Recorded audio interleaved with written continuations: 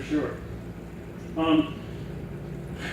Every year, Gabe says, our newest game, he wants me to do a deep dive into it, and that's kind of up to interpretation what deep dive means. We got a couple of different areas that we can go into. Some of it, the making of the game. Some of it, the rules and how to play the game a little bit, because it's very deep and complex.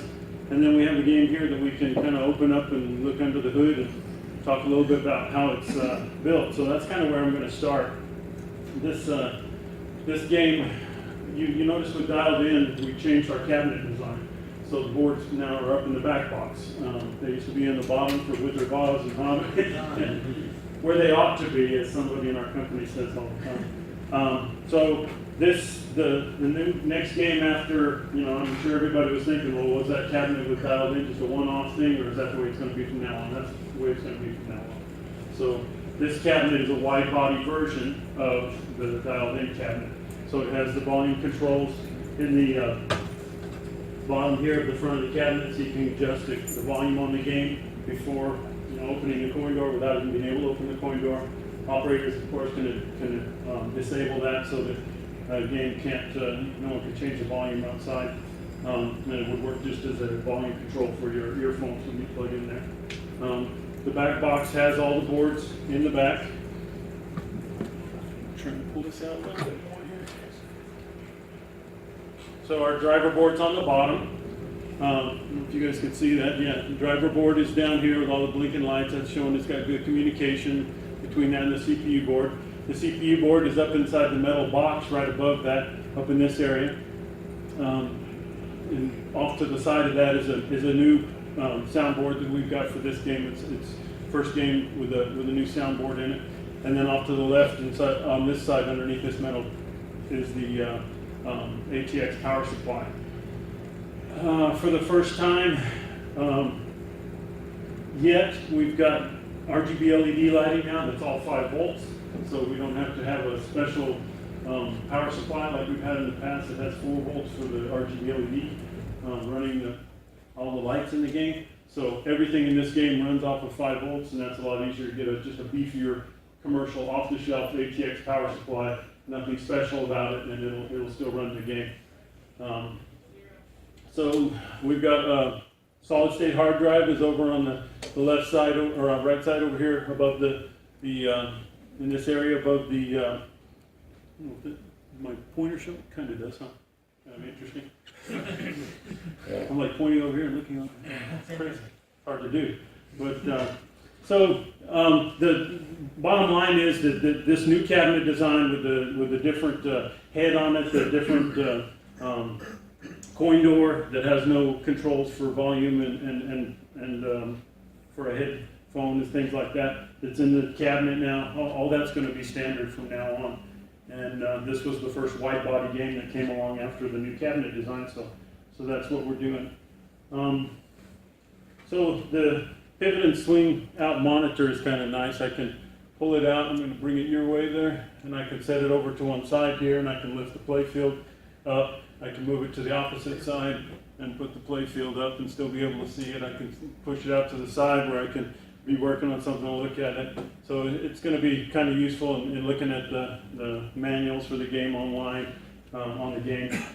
I write the manuals in case some of you didn't know that. So it's one of my main jobs, that and representing the company at these shows and all the Jack around.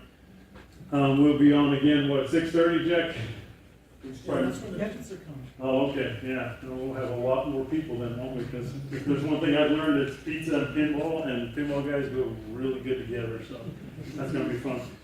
So this whole monitor swings back inside here and mounts up inside the back box and is latched with a couple of latches, one on either side, and then the head can fold down and the monitor will stay up above the back glass and all. Go ahead and put the back glass back in here, just to kind of cut down some of that glare that comes off the back box lights. It's like being in the headlights right here. Just slide that up in there. All good. Always put your back box lock keys back onto the hook right when you take them out. All right, so the game itself, this was designed by Eric Meunier, a young, what is he, 20-something, Jack? Or is he 30 yet? He's 30, I think. Yeah, young guy anyway. By the way, you know, the youngest guy to design a pinball machine in a very long time. You know, working for one of the major manufacturers. He came into this. David Thiel, one of our guys that does the sound, made some cool comments about it when he first saw the play field layout. He says, "You can tell this is a new guy, you know, because he's taking chances. He's doing things that are different, things you've never seen before." And you know, a young guy will do that. Is more likely to poke his nose out of the tree line than somebody who's old and knows that when you put it out there, somebody will whack it with a bat.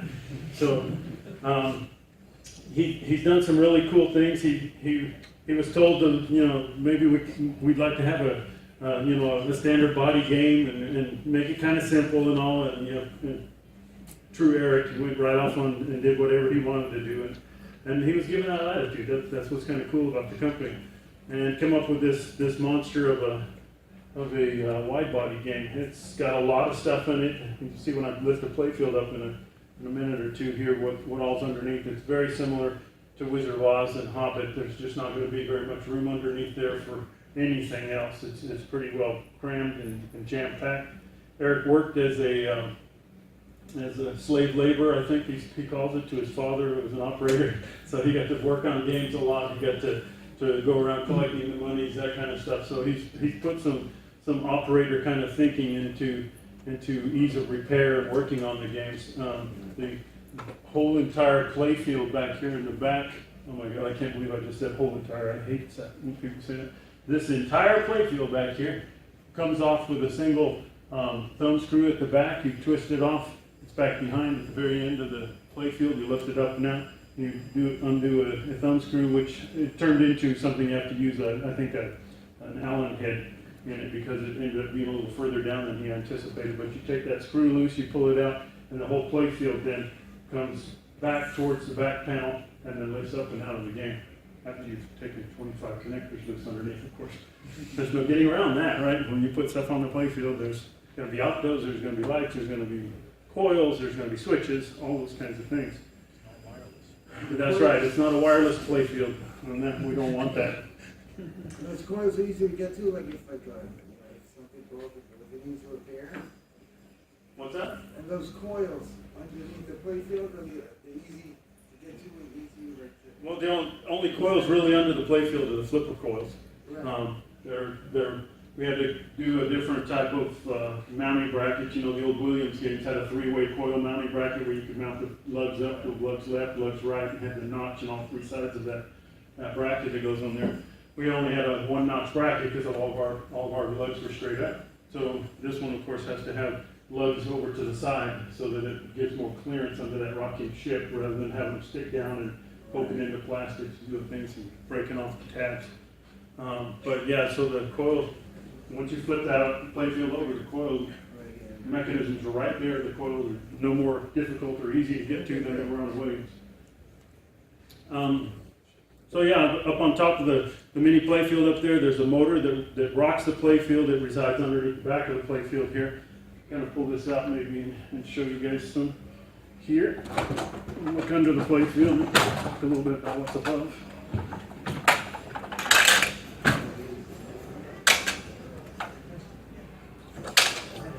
Is it the heaviest game so far? No, I don't think so. I think Hobbit's still the winner and champion of the world. Yeah, it always will be. Holy cow, that game is heavy. That playfield is heavy. You know, I used to have one of those sympathy things on my elbow too. It was from his Hobbit elbow from lifting that playfield up and over. This is a prototype game. Keep that in mind as you look at any of the sculptures, any of the artwork, any of the mechanisms, assemblies, all that kind of stuff. It's a prototype game. It still has the 3-ring assembly for the spinning map, which we all know has been changed to a single spinning disc. The software on one of these games, I believe, is actually still running the 3 discs independently. The other one is running the newer version of the prototype software, which runs the 2 center discs at the same, as if they were one. And then leaves the outer disc completely still all the time, which emulates just having a single disc. And a little extra bumpiness around it. The playfield, of course, will come right up to the edge of that new single disc. So one of the main things that sticks out to me right away is Eric went back to the playfield rails, so those tubes will be underneath this playfield also, which I think is a big plus over these metals. You know, these things are just, you know, screwed in with a single screw, and there's just too much weight.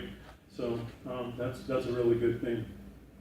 As I look, you know, down through the playfield, there'll be a smaller mech in here that only has a single motor.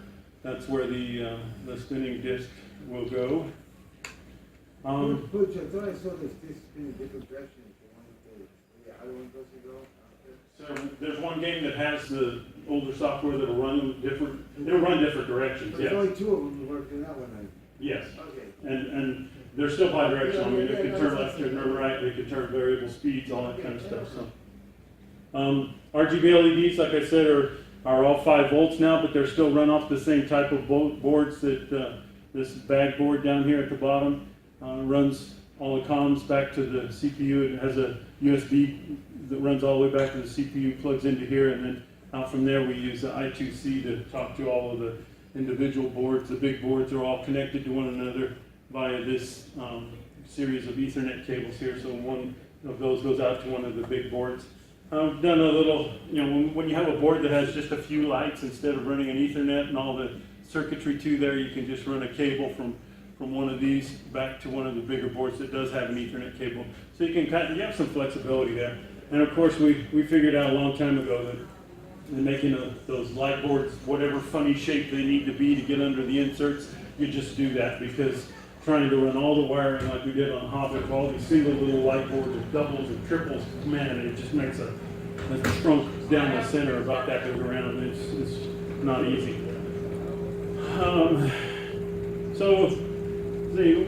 Eric's trying to use a lot of existing parts, so these things like down here in the bottom is a vertical up kicker that puts the ball up onto the upper playfield.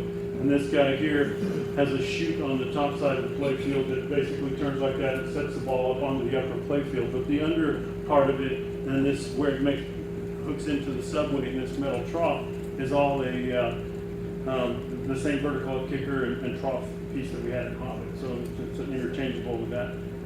This is very similar to the dialed in scoop. It's just it comes off the other side. So the ball comes in on dialed in, the ball comes into this side of the scoop on tail or Pirates of the Caribbean. It's going to come in on the right side. So just simple little things like that. But looking under here, the same opto boards that we've used ever since Wizard of Oz. There's 3 of them in this game, 1, 2, and 3. So that tells you that there's 24 switches, opto switches in the game. Lots of optos, plus what's in the ball trough, which isn't counted in that 24. So lots of optos everywhere. This is the fork mechanism here. This is what's going to kick the forks up through the slots in the play field, so that when you make a shot into that chest lane, it makes the ball do a quick U-turn, kind of bouncing around. When you make the ramp shots and stuff, the ball bounces up into the chest. The prototypes, those fork mechanisms really didn't work very well, so they're disabled in the game now, so the forks never come up right now. But when you shoot a shot through there, when you've got your multi-ball qualified, you shoot a shot through the chest lane and it's let for lock, you get a virtual lock. And so then it'll pump 3 balls out and you create it 3 times. Works just pretty much the same. Lots of deep rules in the game. You can see the wiring though is really not too horrible underneath here. A couple of main vanes, a lot of Ethernet cables, a lot easier to plug in. All the big boards and little boards plug in with these nice positive lock connectors. Not a lot of the things, like I said, we learned early on in the Wizard of Oz, some of those locky connectors can really be a pain. They lock really well. They won't let those things come off at all. These work a lot better. They have a positive lock to them, but they don't have, it's more like a friction lock, not a positive lock. I'm sorry. So yeah, you can just pull them out and they'll pop out. We have a kind of an interesting shot down here. I know you guys are able to see all this as I'm pointing at it here. But this plastic here, you can see my finger hopefully under there. This guy is an uphill, kind of back out a little bit and show that. The ball actually comes in lower on the playfield and rolls up further up the playfield to the vertical up kicker. That's kind of an interesting shot. So enough of a tilt on that so that it'll roll uphill in the game. That's a pretty steep little subway. The other pieces of the subway, this is a prototype game again. We found that trying to snake all this Y-shaped one-piece clear plastic subway in there, once you've got all the wiring and everything, is a real pain. And to try and pull it out afterwards, just the same kind of pain. So what they did was come in here and lock this plastic one off here and then make a single metal piece that hooks back up into here. So when the ball goes into the mat area, it's dropping into a metal channel that takes it into the main subway and drops it. So all roads lead to this scoop here from the subway, except this shot, of course, which is a separate little subway piece on its own. So this is a diverter hole up here, kind of interesting because it's below the maelstrom ramp. You can't see it, and it works as for the left turnaround lane. It works as a diverter on the play field. Can knock it into that subway hole, and then when it goes inside the maelstrom ramp and spins around, it drops into that same hole. So if we look at that from back above now. Just kind of leave it up here. I think we can maybe see better that way. So right up here is a diverter for dropping the ball into the maelstrom ramp. And right down here below it is a diverter for making this left turnaround loop that knocks it into that same hole. So it's kind of cool. The ball goes up this left side. I really like that shot. When you make it really smooth, it sends that spinner just flying. It goes up there, the ball does a U-turn and comes back down. In fact, if we can you kind of split with my computer now on the screen? Yeah. I can kind of show you some of the stuff here. So there's the computer. So I'm just going to go over a few of the features there, a few hidden features, in fact, of the Pirates of the Caribbean. And I like all the cool transitions, so bear with me. I try and use one of every single transition that the PowerPoint makes to do that. So what's underneath all that stuff on the playfield? There's a whole lot under there. If you strip away all this stuff that's on here,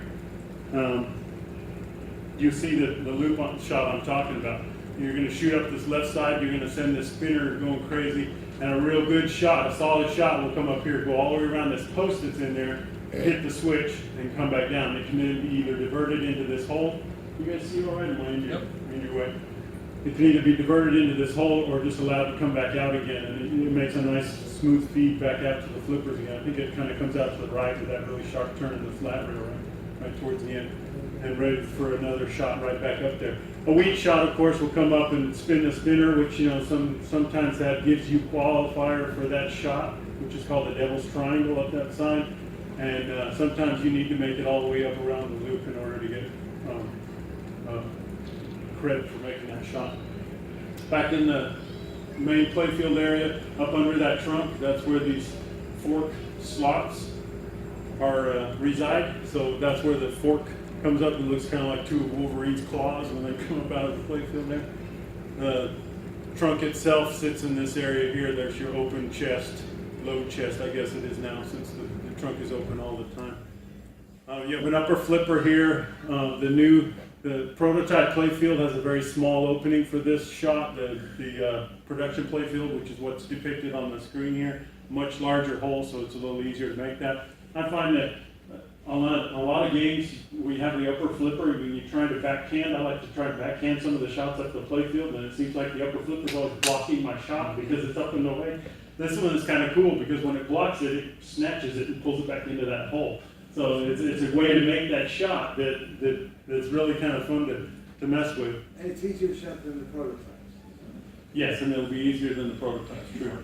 This is the opening for the scoop on the side where it kicks out the ball and feeds it nicely through the return lane here for a nice smooth return to your flipper. Can you get down here a little bit so you guys can all see? So up under, in this area up here is where I think I have some of this listed out here. So yeah, we have plenty of things up under there. That's the turnaround shot. Hidden loops, so loops within loops. There's an orbit shot that goes around the outside here. There's an inner loop shot that uses about 75% of the same flat rail, but just makes it a little tighter for the upper flipper to loop over and over again. And there's parts in the game where, you know, you can make the shot, loop the shot over and over again and then drop it in the hole, and you get more points for having looped it a couple of times first. If you hit the gold targets over here, if you loop it around first a few times, then hit the gold target, it makes for a multiplier on how many pieces of gold that it's going to throw up on the screen, and I'll talk a little bit more about that. There's the hidden diverter there that knocks the ball into the subway, which will return you here.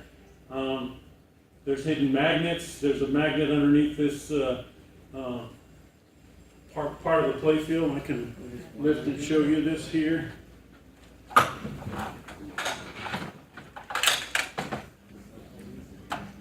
So down in this area is the area we're looking at.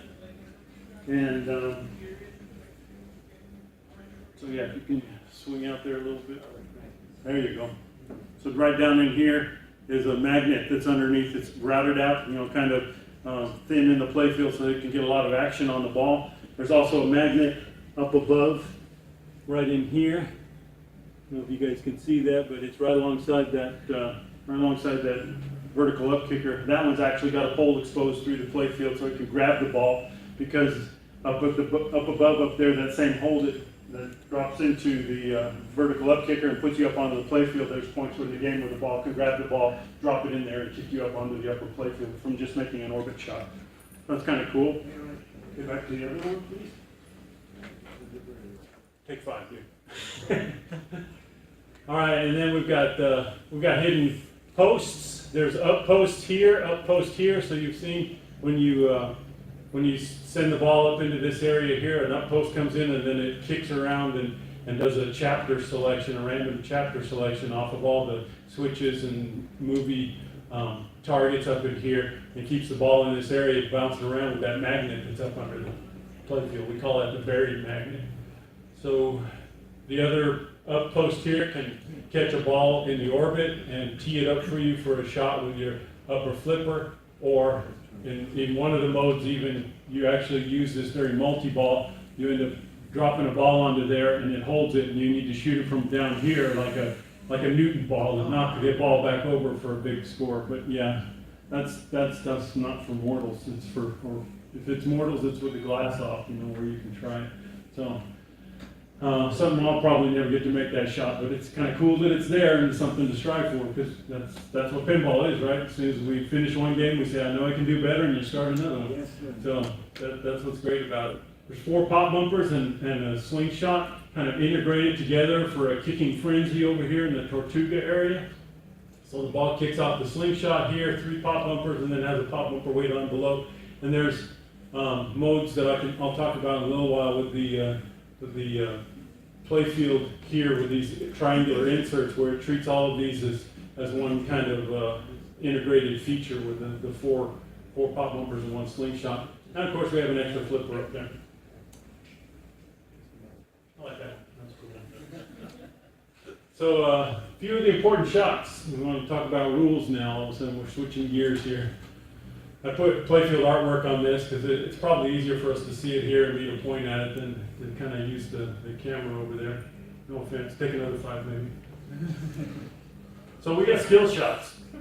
You always have cool skill shots, and we have multiple skill shots. One of the things you can do is send the ball up lightly and drop it into this hole here, where it comes off the top of this and falls into this hole. And that way it drops right into that vertical up kicker and goes up to the black pearl mini playfield up above. So it'll kick on back behind here. The vertical up kicker chute is in this corner, so it drops the ball right in here, and it drops through one of these 2, depending on which way the ship is rocking at the time, drops through one of these spinners up there. And then of course you're up on the playfield already, you're doing the seasick thing and trying to keep it up there. It's kind of a fun way to start a ball. So it also advances 1 step towards your black pearl multi-ball when you do that, because the skill shot takes one of your objectives out of the list and kind of crosses one off and lets you go to the next, which I'll go over in hideous detail here in a moment.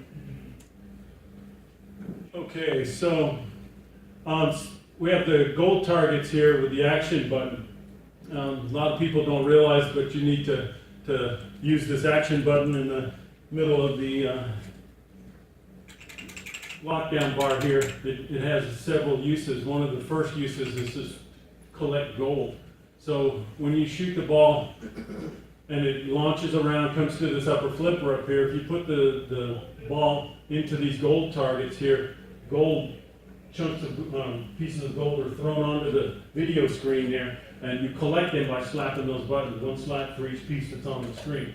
And you're trying to collect 50 pieces of gold, which is a settable user setting sort of thing, to get the Tortuga multi-ball, so you can keep making, collecting the gold, and you'll hear the call outs, and you'll see there's a flasher up here and there's a flasher over here that sparkle with white and yellow, and you'll hear the guy say, gold, slap the action button as quick as you can, things like that, and you're supposed to smack along until those lights go out, or you hear that, which tells you you're empty and you're wasting your time.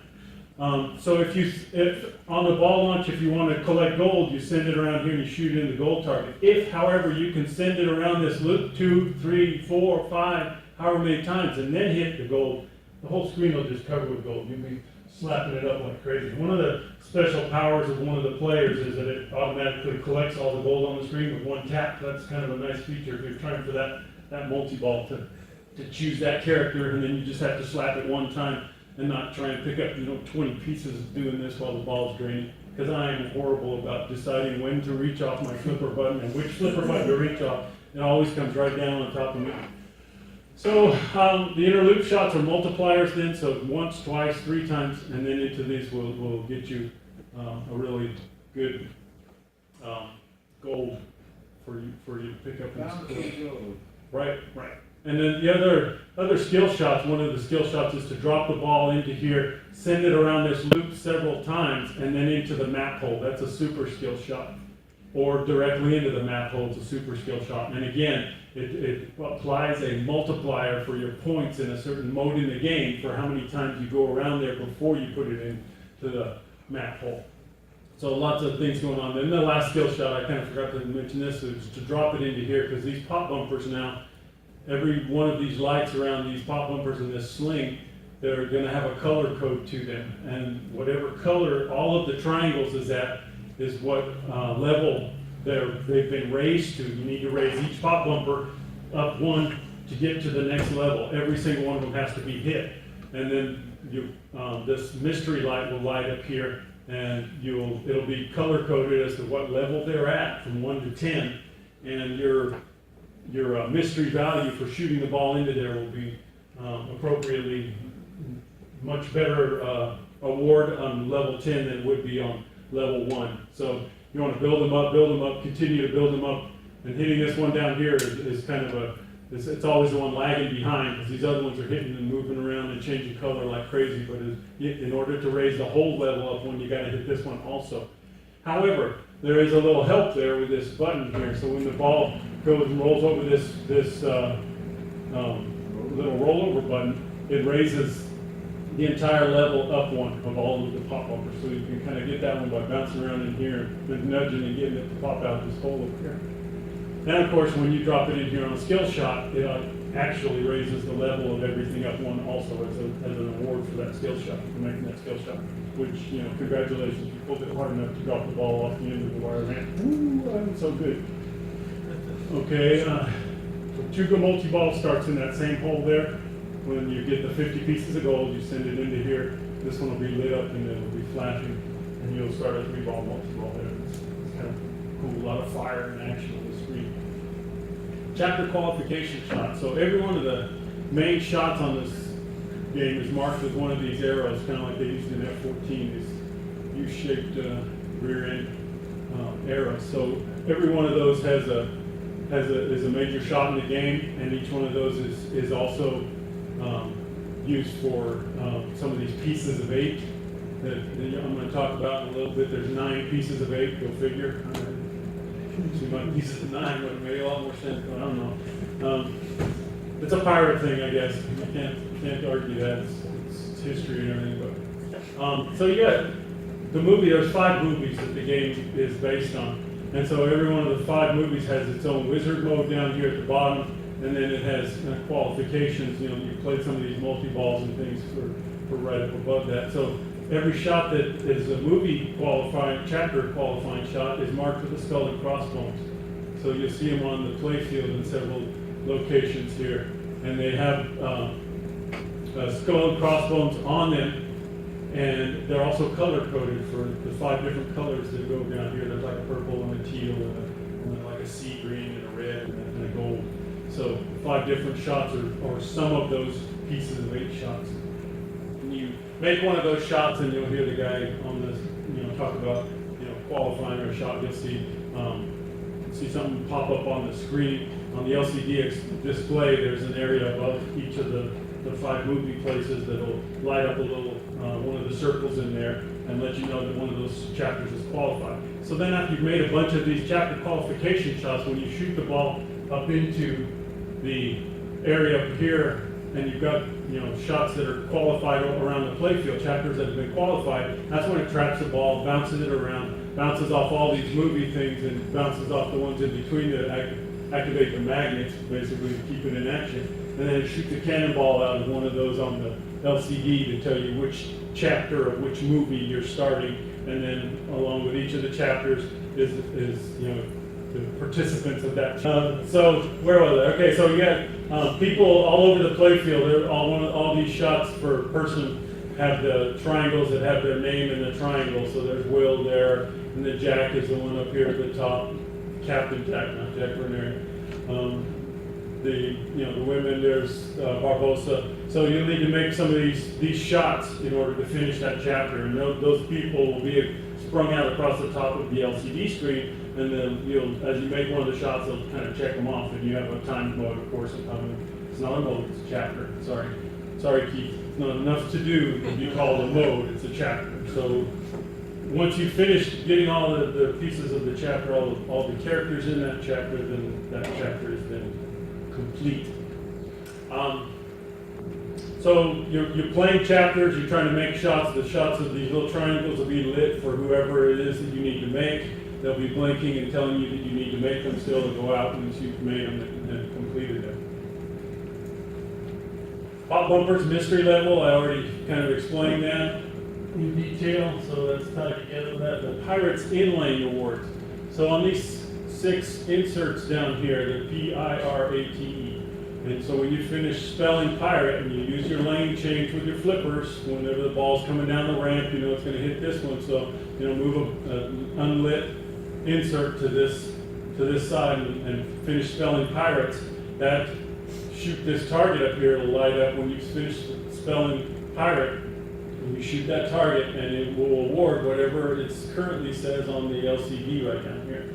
And of course, in between there, you can punch on the button on the lockdown bar, and you can look down at the while you're holding a ball or something, the action stop, you can look and see on the compass screen there what's going to be awarded for the pirate. Even though you haven't spelled it yet, you can change and say I want this award and have it ready for when I do make that shot, when I do finish completing it.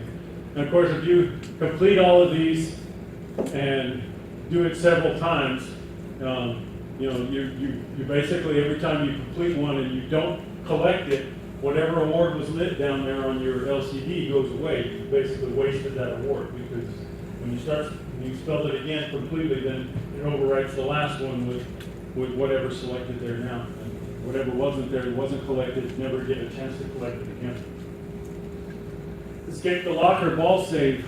So as the ball's coming out this outlane right over here, we have a post that we'll include in the production games, a rubber ring if you want to put it on there, make it a little easier to do this, but you need to give the game a healthy shove when this metal post is next to the ball and knock it back into your shooter lane. There's an opening in the gate right there, so that the flat wrestling you can do that. Down at the bottom here are your warning shots for your tilts. Tell you how many tilt warnings you have left, so you guys would like to shake and know how much more you can still shake and still get your bunch. Okay, so this one, need to pick that, there we go. There's a lot of multi-balls here.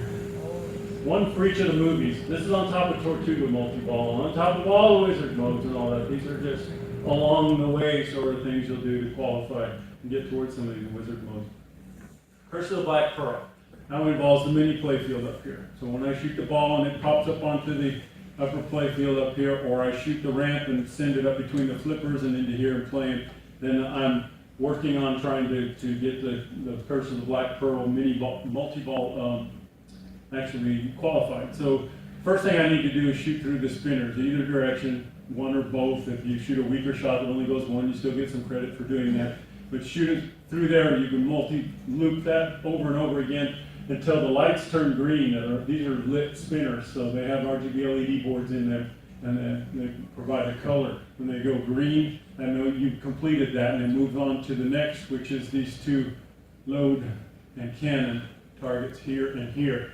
So thankfully, when we first took this game to Expo, you had to hit both load and cannon, otherwise you didn't get a chance to drop the ball in there and shoot the cannon. Now they made it a little easier for us mortals, and you just have to hit one or the other, load or cannon. So hit that, and this green light will light here, that gate will open so that you can shoot the ball up into this hole, load the cannon, and while the play field's rocking, you take aim at the ship, which is on the opposite side here. It has a hole in the side. You'll get some credit for hitting the ship because it's on a switch also, and you'll get a lot more credit for putting it through the hole in there, which has an octo in it and reads it as it drops through.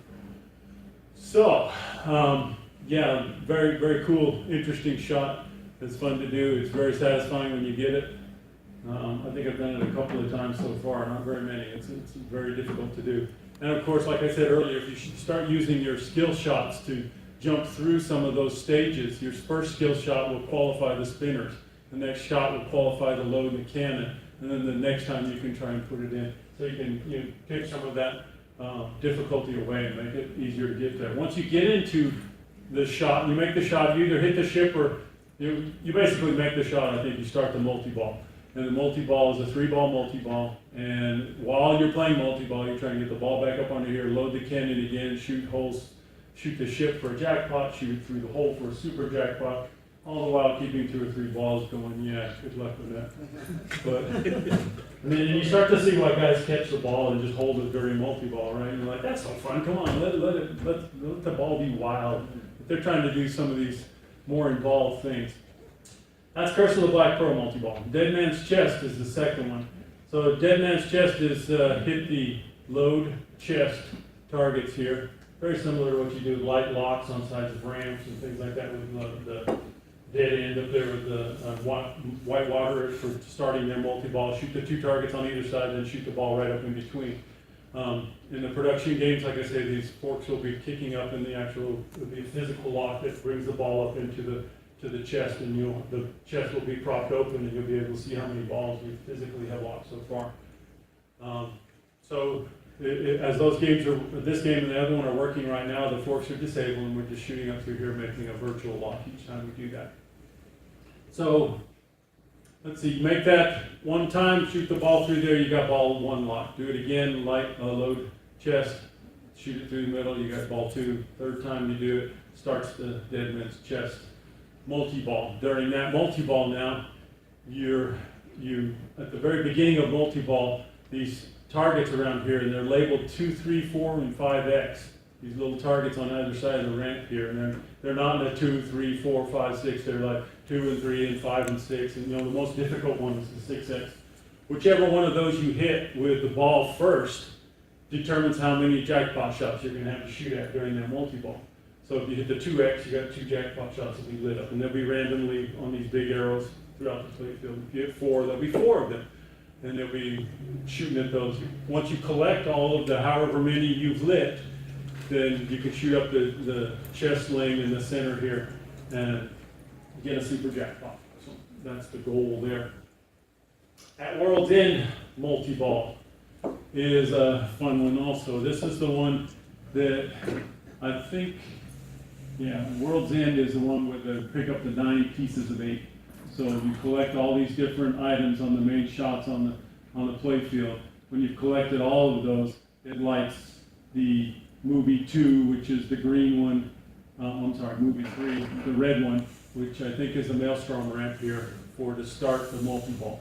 When these little skull inserts are blinking, that means you have a multi-ball ready to start with the next shot you make on those. So that's very important when you see them blinking to try whatever you can to make those shots, and then they are. 1, 2, 3, 4, and 5.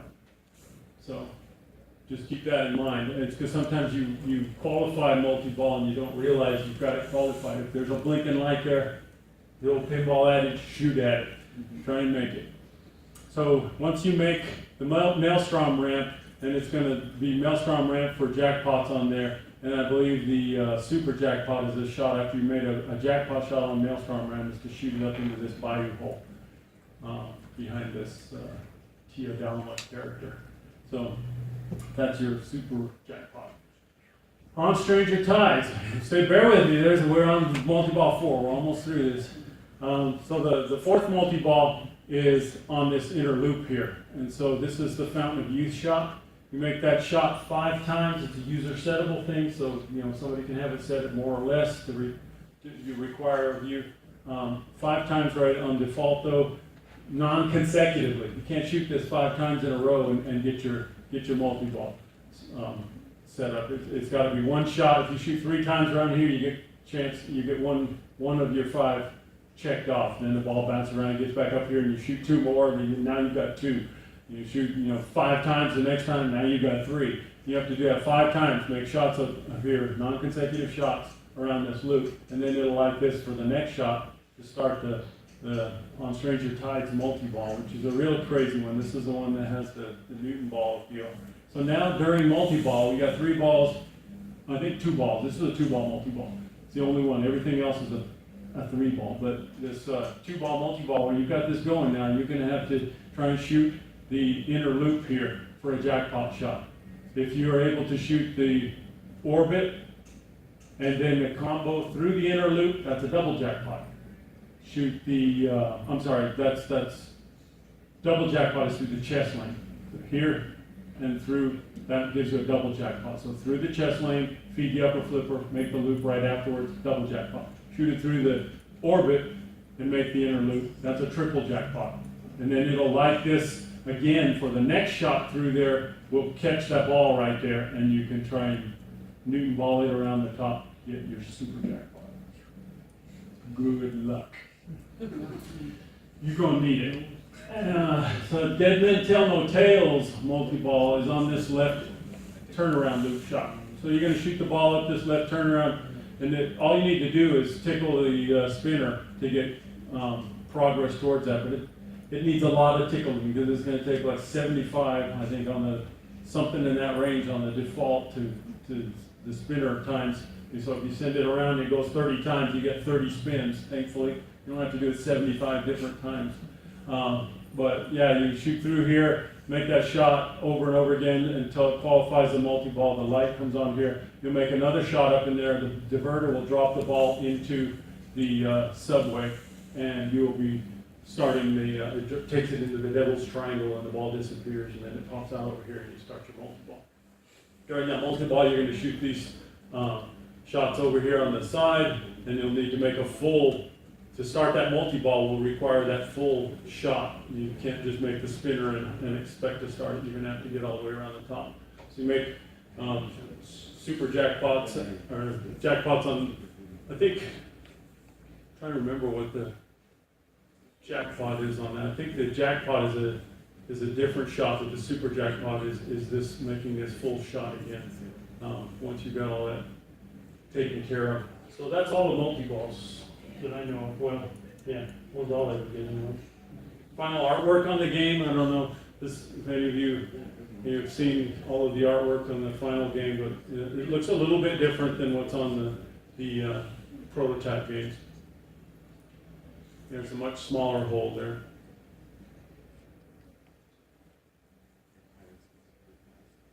And down to the bottom. And there's some of the detail in that area. It isn't a pizza.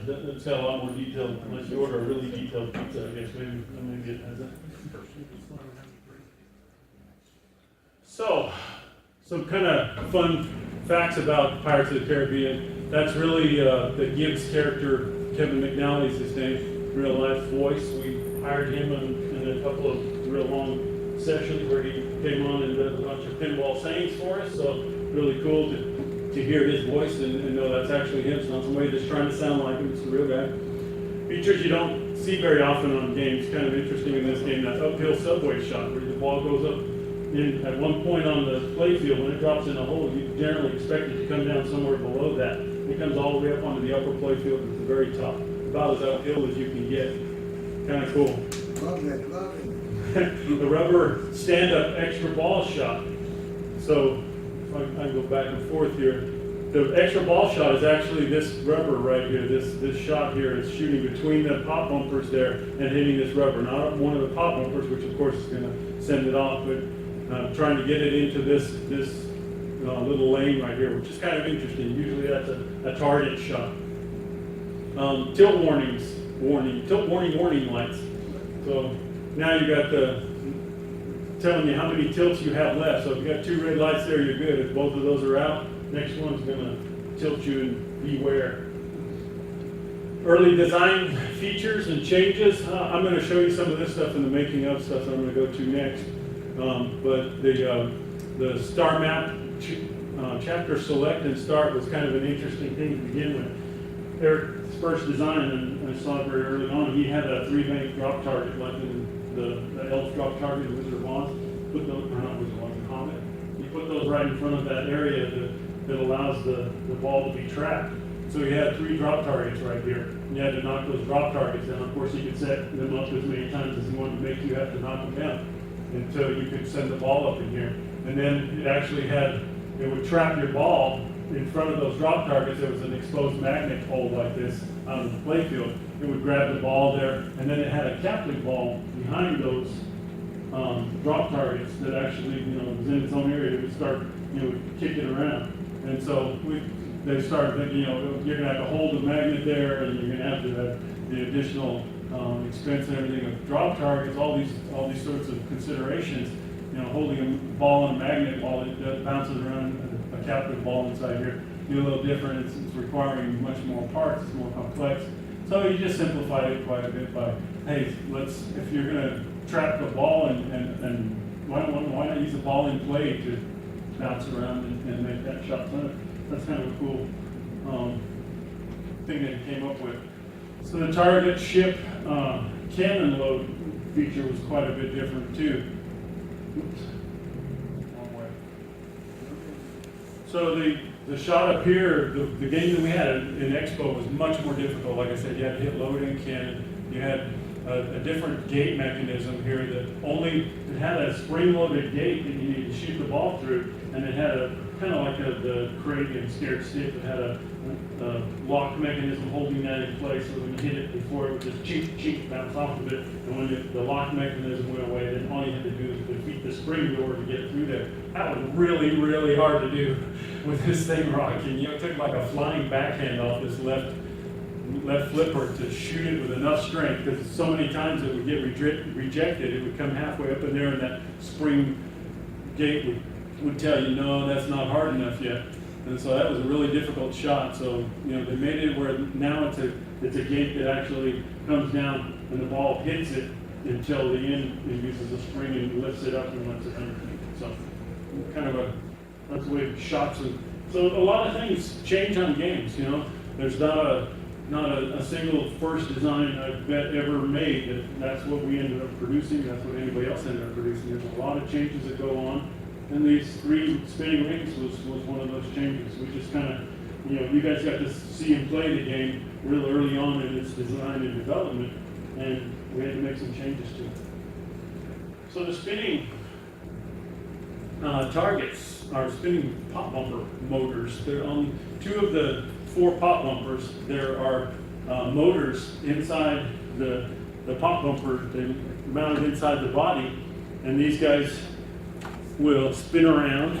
Forget I have the game right behind me too. So there's a motor that can spin these guys around. There's one up underneath here. If you can maybe come around. I'll stand on this side to block everybody's view. They're not able to see me, but you see the spinning up above here, and then of course this big tall guy here spins. So these 2 have motors in them that actually can spin around, and when the pop bumpers hit, it sends these guys spinning around in circles. Well, the original design for this one up underneath here was, if you can switch back to my other was rum bottles and a you know, decanter for drinking out of them. When we sent that to Disney for approval, they said, "Oh, we can't have drinking and rum and alcohol with our game." And have you ever ridden the Pirates of the Caribbean ride at Disney? Have you seen those guys? Are they just happy, or you know, they seem awfully klutzy? It's like they might be drunk. Maybe. So what's wrong with it is they didn't want that in a pinball game. They see it as a child's thing and something they didn't want to do. So what can we do instead? Guns. That's much better. Much better. So that's what we did. There's guns and money. You teach these kids early. You know what's important. And then of course they have rapiers and swords and daggers and all these kind of things. They're okay with all of that. The rum bottles, no. And what's one of Jack's favorite lines? Why is it always the rum? Where's the rum at? He said that in every movie, multiple times. Watch the movies, exactly. And there's Eric. That's the guy that designed the game. And that's what, he was sitting here talking to Dave Thiel, who's just out of the picture here. And I saw all these pinball-looking things coming up. And I thought, pose for me for a second. Just put your hand. He's thinking about his next game already. So I thought that was kind of cool. Okay, so we would normally go to questions there. We could stop there and I could do some of the making up game after a couple questions if there's questions, or we just go right into it. What do you guys, any questions, anybody? Time's up. Moving on. More up. There we go. Looks good up there? Okay, good. Alrighty, so making JJP's Pirates of the Caribbean. So here's some kind of cool stuff to show you how the game came to be. This is kind of a look behind the curtains. So there's Eric on day one when he came off of his shop bot. It's like coming out from under the Christmas tree with your first playfield there. That's what you get when you get a new guy, a young guy designing a pinball machine. You get pure exuberance and just joy at everything. I call that a boy in his playfield right there. So here's a video showing a little bit of the shop bot. And we'll see if this, we don't need any sound for it. Turn the volume down a little. We don't need it to be that realistic. We have to have hearing protection when we're watching it. But this is how, you know, it's come a long way from the old days where you used to have to cut all your own holes in your play field, and you know, your best tool was a big drill and a spade bit. Now these guys just feed this information in, the drawing goes right into the shop bot, and the shop bot makes all the intricate cuts. So then, here's one making a magnet cutout, for instance. And you know when you get done with that, I mean, that magnet's just going to slip right in there, it's going to be perfect, and none of that, oh my gosh, I got to drill this right in the center of the old hole and do it all by hand, and I got my Bondo over there, if I don't do a very good job, I can fill it. So, come a long way from drawing to actually getting a play field in your hand. So, one of the first things that you need to do with the game is figure out where your flat rails are going to go.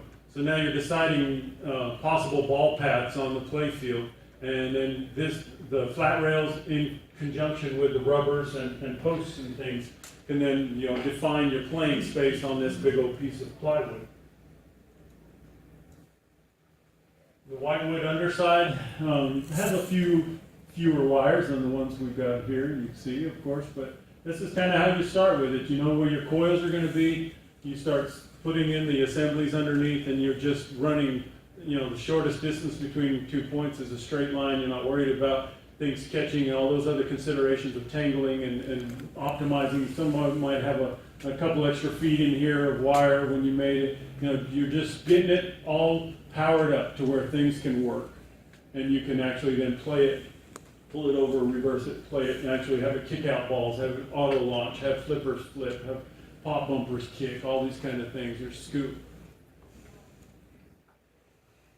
So you can build your own ramp out there, you know, without having vacuum forming tools, which is how they make the ramps. And incidentally, on the subject of ramps, the games, the prototype games here, you notice they have kind of textured ramps looking to them. the games that we produce, of course, will have crystal clear, like you're used to seeing ramps. They don't have any texture to them, anything like that. They're perfectly clear, and you know, decals and everything on them, you'll be able to see them really well, and no light on them that causes, you know, the texture to show. So here's one of the first maelstrom ramps that Eric had to construct, and so he puts together you know, a few pieces and bends some loose side around, and yeah, you just need a few clamps. I didn't even know Home Depot carried that many clamps. I mean, you'd be like buying out the whole town, you know, going around. I just need 14 clamps, and then so out of all of that comes a maelstrom ramp.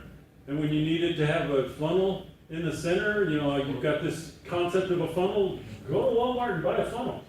You know, you can plug that in there, pop the end off of it, and then glue it onto the bottom.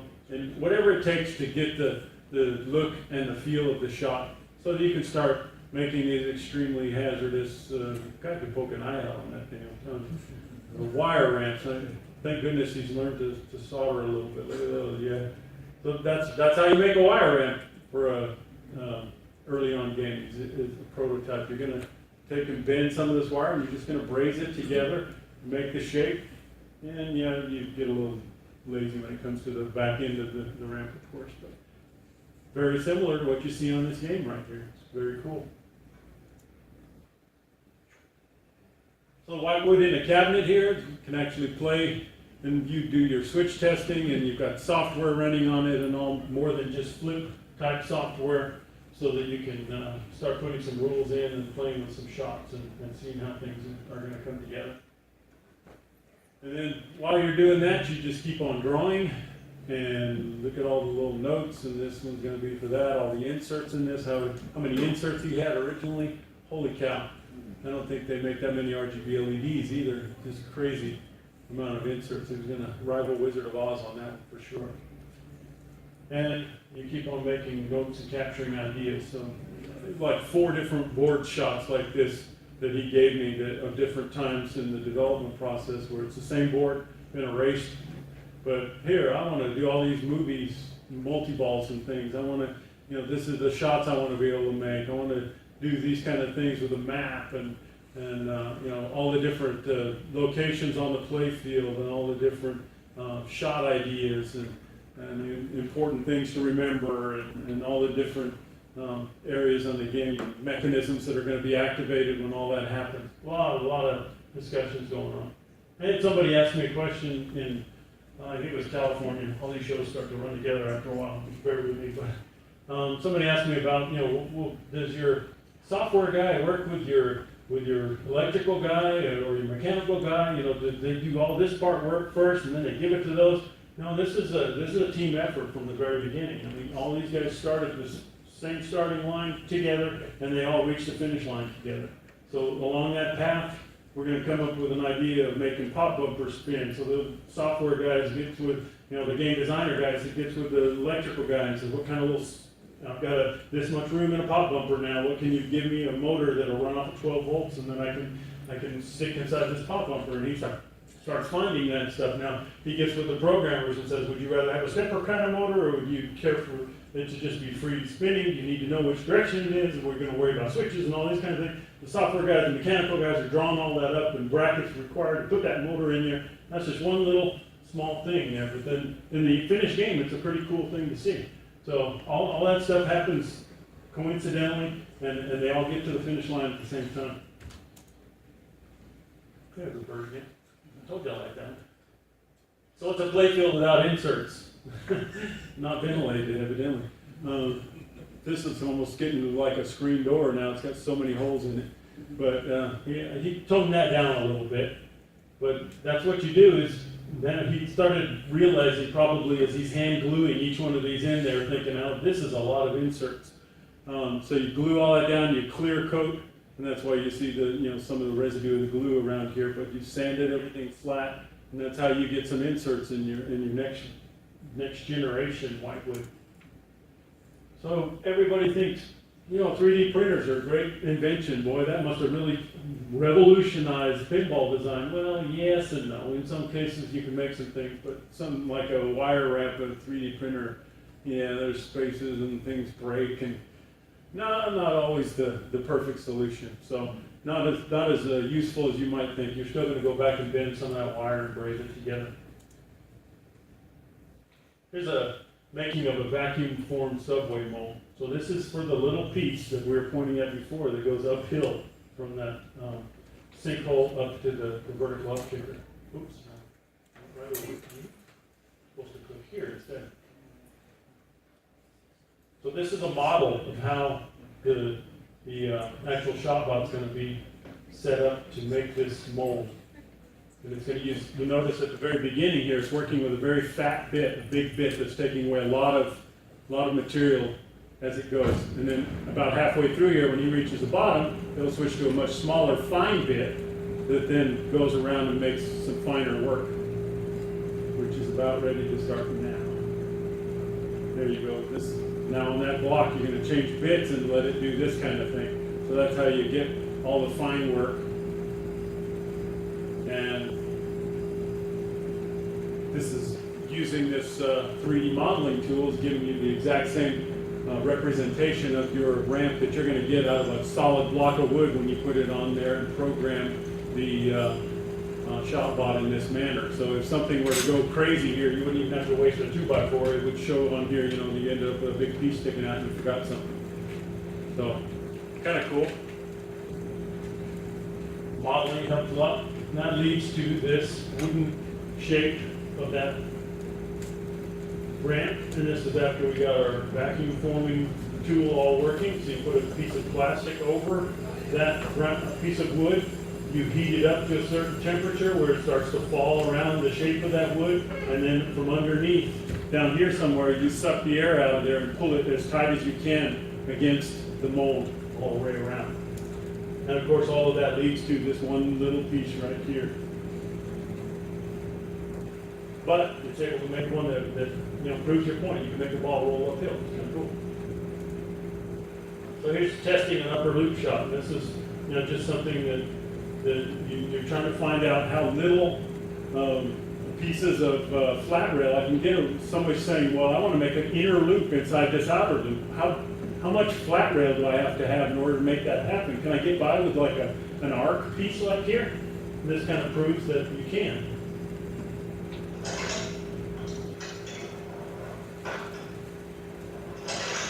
If it's hit properly, it'll go in. If it isn't, it won't.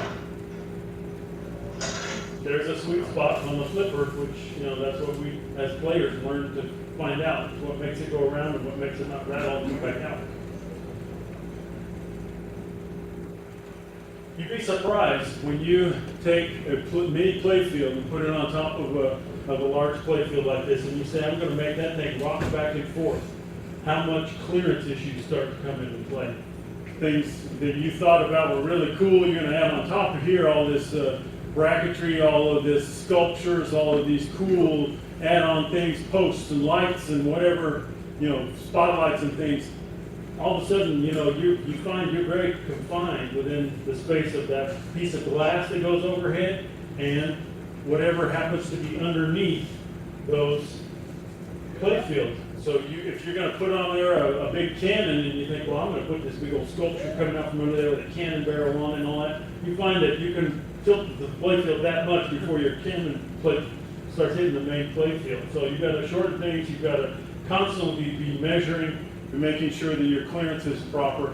And in fact, we had a really cool sculpture that went across the top of this piece, there's a railing piece over the top of these two spinners. And on top of that was a wheel for, you know, like the big ship steering the wheel.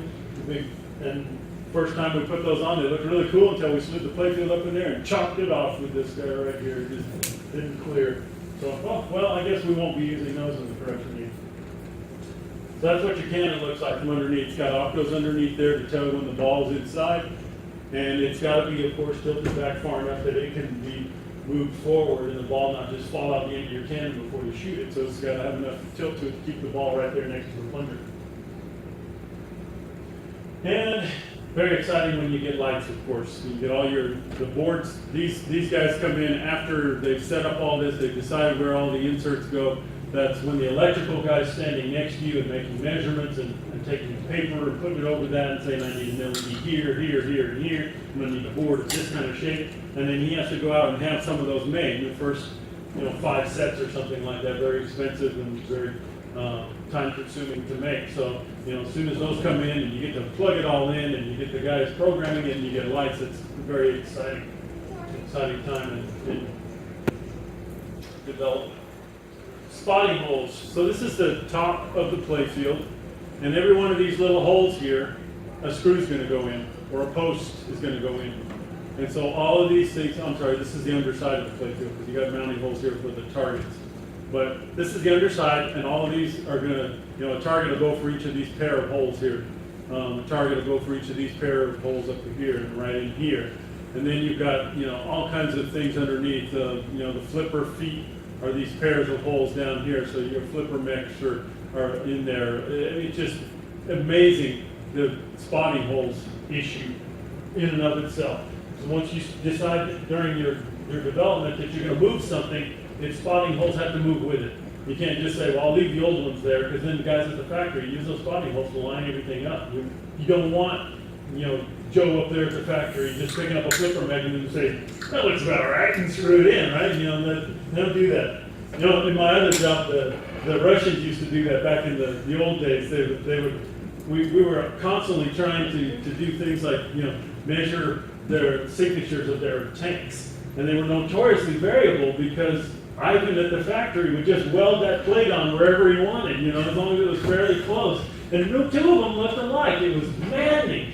It's like we're making things to drawings and these specs, and it's got to be just perfect and measuring the millimeters, and this guy's just up there. Yeah, out there. Crazy. But it's an interesting analogy, because you don't want that in pinball. You really don't, because everything affects everything. When you've got as little real estate to deal with underneath as we do, you can't afford for something to be wrong. And everything's moving too, so you can't have pop-up things that are just slightly out of line where the rings don't come through the play field or it's rubbing on something. Very, very bad. This is how you mock up your sculptures to begin with. You just kind of get some of this foam stuff, and it's kind of funny when we had what's his name? Jack did Whitewater. Dennis Nordman.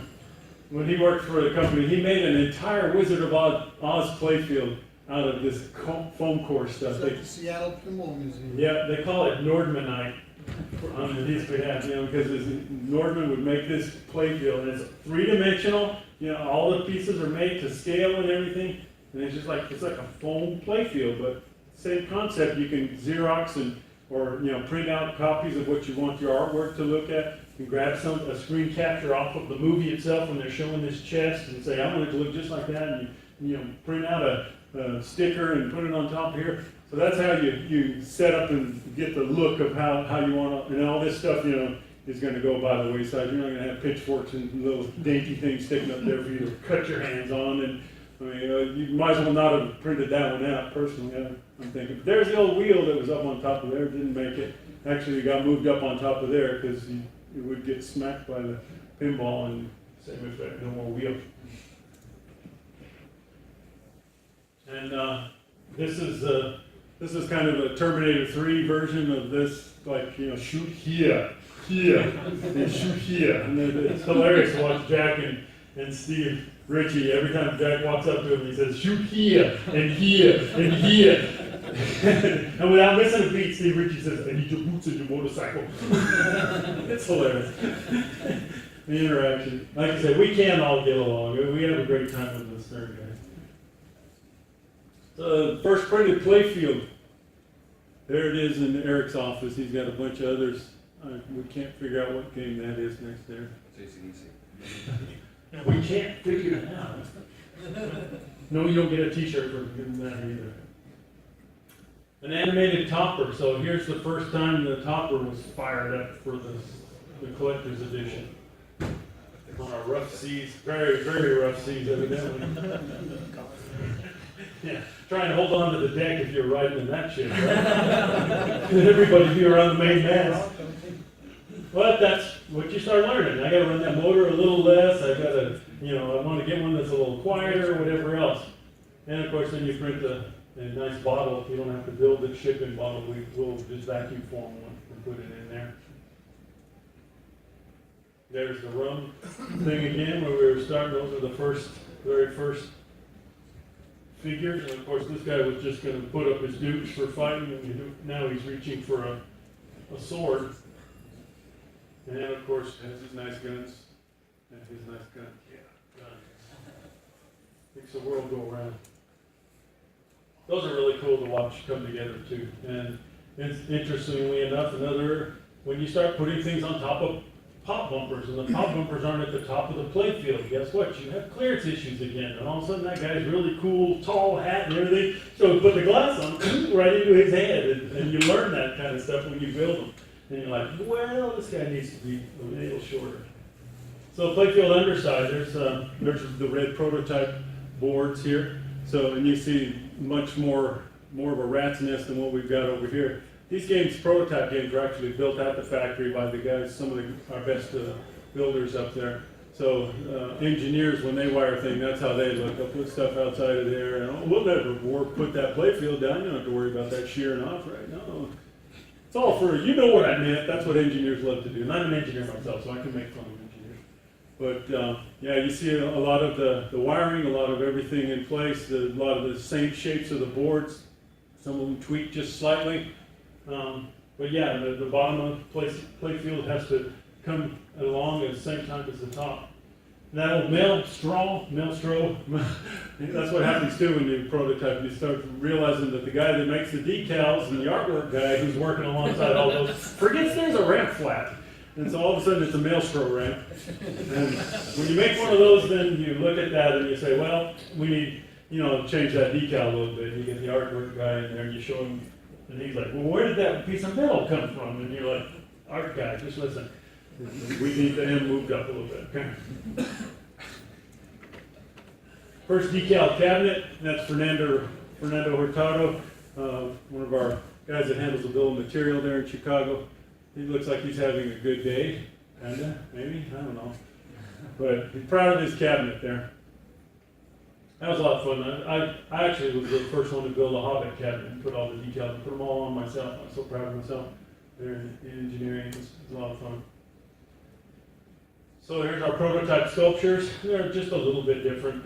Some of the things you learn when you do prototypes is that the sculpture guy isn't very good at determining how you're going to attach his sculptures. He puts screw holes here, here, and here and says that'll be great. You got 3 screws holding it up and you're like, wait a minute, Mr. Sculpture Guy, 3 screws into the edge of plywood is not a good idea. Those are going to pop right out. They cause the playfield to split, all those kinds of things. So you find ways to put posts under here and mount things like they are on this game, where they actually feed through a hole and put a nut on top of them. All the learning process, and all this starts to come together. When these prototype sculptures are actually put on the game, that's when you actually, first time you ever seen those on the game, when the actual pieces made from the actual molds, with the actual colors and all these kind of things, and you start realizing, geez, the black pearl kind of looked green to begin with. It was like the green pearl, or the purple pearl it was at one time too. So these parts just looked purple when they were up against all the artwork and everything. So you have to change, make adaptations to the colors of the materials used and the size and clearances and everything. All goes, and right up in here was where that little wheel was that got broken off. You learn different things. Of plastic here didn't make much sense with no light there, so it became a solid piece of sculpture, and it allowed a fastening place for this one piece alongside here that didn't go through the side of the playfield. That's the Devil's Triangle sculpture. So just a quick note on what's different games have in them. The standard game will not have this sculpture, for instance. That's one that's just left off. The standard game will have stainless steel on the sides and stainless steel lockdown bar, chrome legs. There's no topper for the standard edition at all. There's a topper for the LE. It's a laser cut one, kind of like Wizard of Oz 75th anniversary. The CE, the collector's edition, of course, has the terribly rocking ship, the violently rocking ship. It's much more docile now. No smoother seas. Strong on Stranger Tides, maybe. How about that? Let's see what else is different.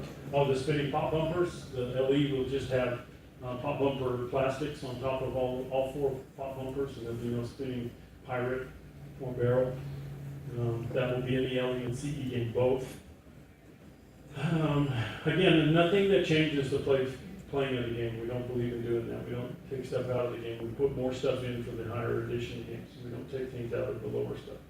So your game will play the same whether you get a standard or a collector's edition, either one. And that's really important. Here's the hole shoot here. So you're trying to put the ball through there. This ship. Does that hit the stern of the ship? No, that's actually the bow.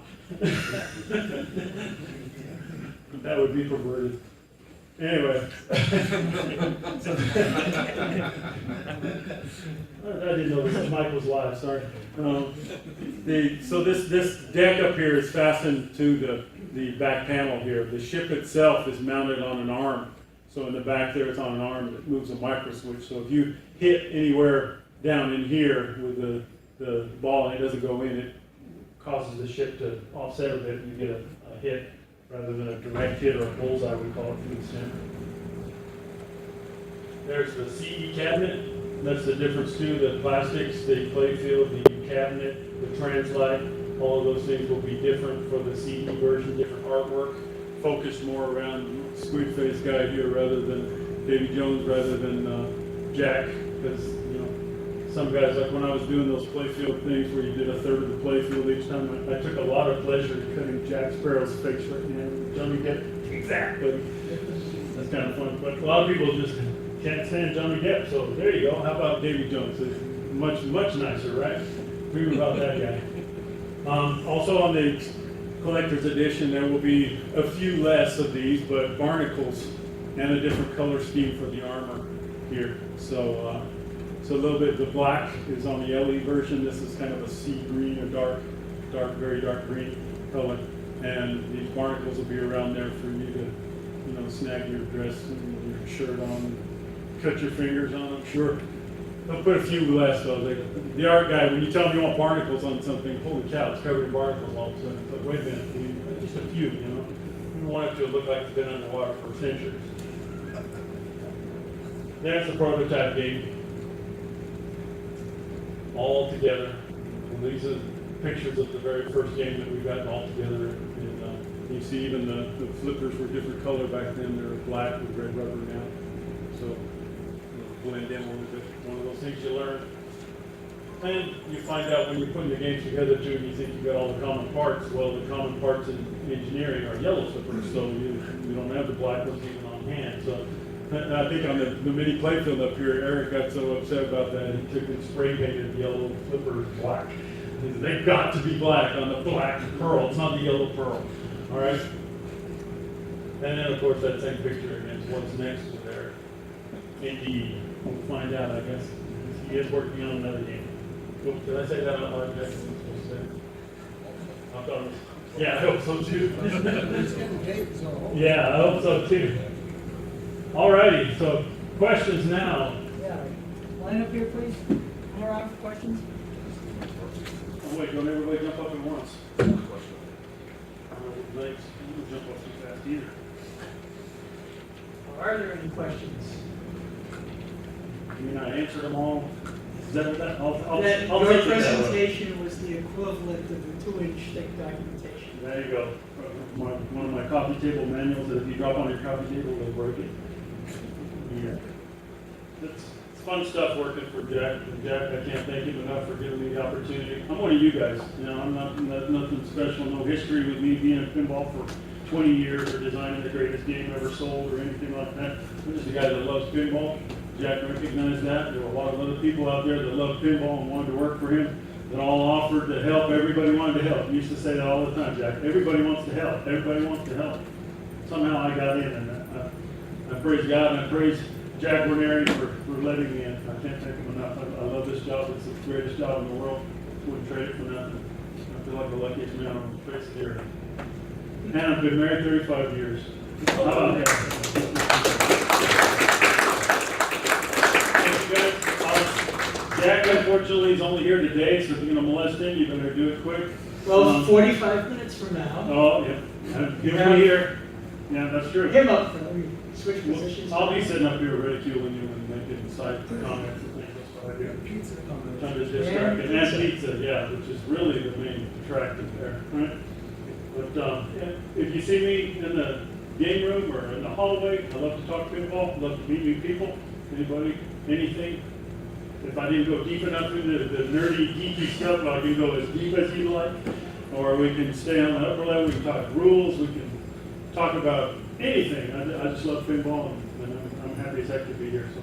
And you're gonna hang out at the after party also? Yes, and you get a chance, High level. all of you guys, and tell your friends, you get a chance, go by the place, their box office, I guess they call it over there. Any of these people moving games around, tell them, stop and tell them thanks. You know? Thanks for doing what you do, because without being able to put these shows, thank you, Dave, for putting all this together, and Derek, thank you for all your hard work. It didn't quite work out as well as we'd hoped, but I think it came off all right. Don't you guys agree? But tell these guys thanks, you know, because we wouldn't have a place for like-minded people to come. All of us that love this pinball hobby.